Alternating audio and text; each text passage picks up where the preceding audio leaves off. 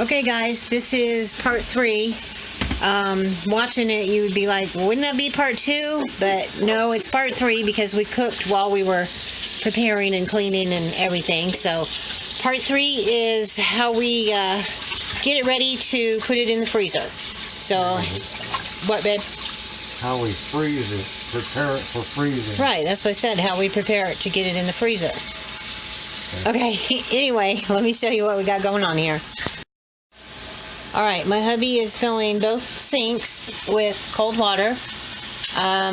After we got done cutting up the fish and everything, we did clean down our surfaces with hot, soapy, little bit of bleach water. So all of our surfaces are clean and ready to prepare our fish to freeze. Okay, he's got the fish and he's draining the bloody water off the fish. He let the water out. I showed you a minute ago he had both sinks full, but he let the water out, drained the yucky water off the fish, and now he's going to go ahead and fill both sinks with cold water. Okay. This side is for cleaning because there's still scales on them from cleaning them. And of course we also check for bones. Make sure there ain't no bones because always that chance of missing the bone.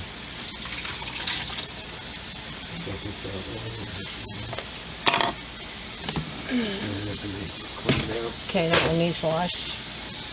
Here, babe, on top of the coffee pot is what you're looking for. Alright, so... Okay, go ahead, baby. What are we doing? What she'll be doing, she could have told you herself, she'll be rinsing this meat off, making sure there's no scales, check for bones. And it'll be transferred into this bowl or this sink.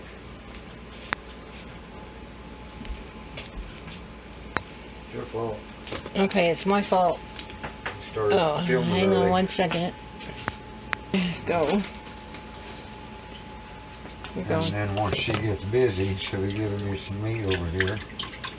Set her camera down so she can talk and work. And then I go back over it, give it a final rinsing. Place them in our Ziploc baggie here. These are quart size, just so you know. The objective here is to actually fill a bag flat as possible.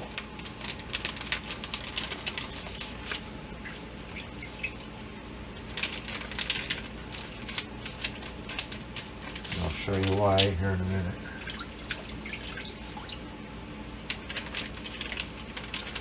We'll be able to get 4 pieces in each one, pretty easy enough.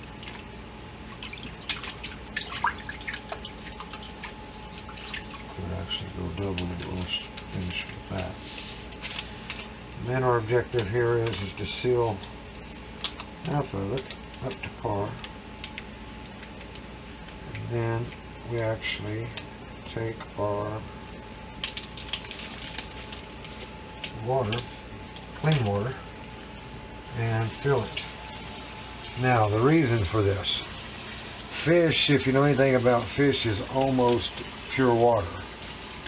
Now a lot of people will freeze their fish just in a baggie or something, but the downside of that is if there's any kind of air in the bag of any type, it'll form ice crystals on the meat and therefore it'll burn the meat. So I do it in this manner. Find a reasonable, of course we got our bucket underneath there to catch the excess water. And obviously I got way too much in that one. Being the first one, what to expect. And then I take her down to a nice level plateau like so, where the fish is actually in the water. And we want to get out naturally as much air as possible. And then we finish it, sealing it. Now we'll naturally, before we freeze it, we'll be laying her out like so, and this is how it'll actually sit inside the freezer. Now that the water's all around the meat, the meat and the water will actually freeze at the same time, and there's less chances of ice crystals building up on the meat. If there be any kind of ice crystals, it'd be on the water on the outside of the meat. So when you decide to thaw it out, it'll also give you another rinsing, which is good for cleaning. But it also have your fish size. We got 4 pieces there. Probably could have went with 5. Maybe even 6. But it's good to go. That one's ready for freezing. And you just repeat the process. If you got a piece that's too big, you need to just trim it down, or you could actually run your meat a different direction. Get all the meats sort of about the same time, same size. Blood in your meat, like this. Try and get as much of it out as possible, because that's where some people get their wild, gamey taste. And that's why a lot of people don't like fish, because they accidentally got the red blood or meat, which is not good in any kind of meat. And that has a few bones in it, so we'll clean that one out here in a second. So yeah, get as much of the blood out as possible. Very important. And that goes for deer meat, rabbit meat, raccoon meat, cat meat, dog meat. Ew, whatever. Oh, I don't know. Just thought I'd go down the list. Well, I mean, if we're starving to death and SHITF case scenario, then yeah, okay. But we are not there, so Hey, I'm not going that far yet. Preparing people for the worst case Well, that's scenario. true. Anyway, let me go ahead and put you on pause so I can put my phone in the holder, and I will clean some of this fish. So we get something done. Okay, he's got about 4 to 5 pieces in each one of these bags, and I'm taking napkins and wiping the bags off so that when they freeze in the freezer, the bags don't freeze together. Just a little tip there, and then. I don't know if I remember why you don't need ice crystals, but after ice crystals become freezer burn. That's what we're trying to prevent, freezer burn. And that is what Look like in the freezer. they will look like in the freezer. We have them stacked up on each other. If I can find the right angle here to show you. And another little trick to doing the freezer bags, fill your bag about halfway full, maybe just a tad bit over. And that way, when you get ready to take the air out, naturally just push down on the bag, cause the air to come up toward the top corner where I've left unsealed. Then push all the air out and then finish the seal. And then you have very little air at all, see? If any. Just a little tidbit to help you out. Okay, I will. It also should be known that by freezing them in water, you could actually keep them in the freezer a lot longer. Because there again, you don't have ice crystals forming around your meat. So, if you want to store some meat for a long time, that's the way to do it. How do I get this bone out of here? Take a knife if you can't do that. Take a knife and cut it up. Do you have something you're putting them in? I'll put them in this roll over. Okay. Well.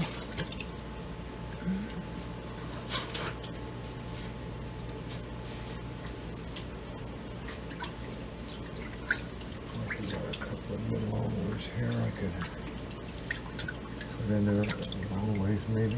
We'll see. This water is cold, but you want to use cold water. Yeah, for sure.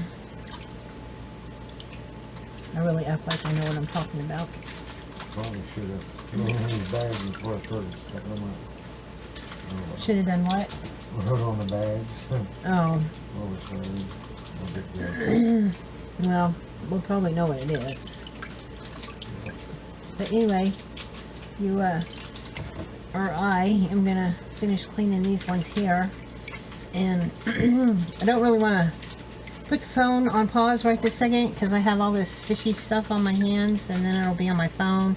My phone is waterproof, but when I mess with meat or cleaning, usually gamey or whatever, I like to clean everything with bleach water. And I'm not sure how good bleach water would work on my phone. So you can fast forward. This is what he was talking about, the blood on the meat here. You want to get that out. That's what he was talking about for the gamey. Gamey fishy. Some fish you actually have to cut it out, depending on what kind of fish it is. Well, this fish we're not. See, here's some more blood. Just watch for that and clean that out. Exactly.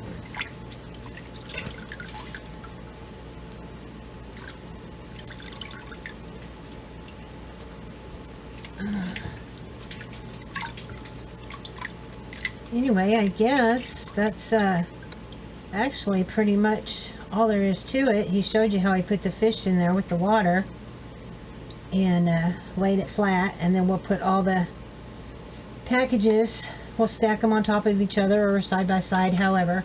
Top of each other, that's why we do it this way. Top of each other until we run out of room, and then they'll be side by side. After this one. And that's pretty much it.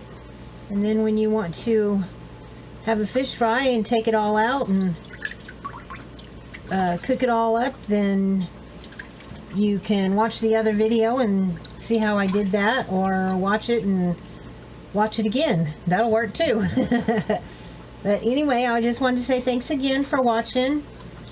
Hopefully you learned something, and hopefully this will give you some incentive to want to go fishing and want to learn how to skin a fish, because I did it, so anybody can do it. Some incentive to eat some good food. Yeah, some good food that doesn't come from the store. It doesn't have the hormones and the chemicals and Lord only knows what else they put in them when they're farm. I guess it's called farm grown. Yeah. From the fish hatchery place. Yeah. Yeah, but they do. They get hormones and all kinds of stuff. Yeah. So eat healthy, go fishing, and have fun doing it. So thanks for watching, and we will catch you again on another video or next time, whatever. Have a great night. Thanks for watching.